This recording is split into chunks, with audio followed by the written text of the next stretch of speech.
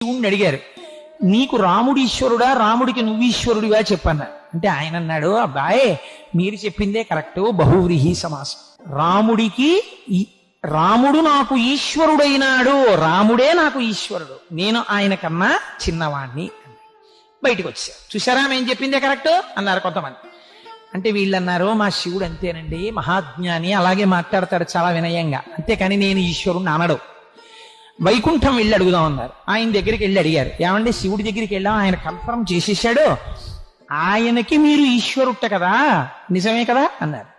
ఇది భోళాశంకరుడు అండి, ఆయన మహాజ్ఞాని, జ్ఞానగంగాధరుడు, కానీ అలా అనడు. చేత్తో త్రిశూలం పట్టుకున్నాడు, త్రిగుణాతీతుడు అయినా అబ్బే నాకేం వచ్చండి, నాకేం తెలుసండి అంటాడు. నమ్మకండి, ఆయనకి నేను ఈశ్వరుణ్ణి గాను, షష్ఠీ తత్పురుష సమాసం, రాముని యొక్క ఈశ్వరుడు ఆయనే నాకు ఈశ్వరుడు అన్నాడు. వీళ్ళు బయటికి వచ్చి అందరూ తల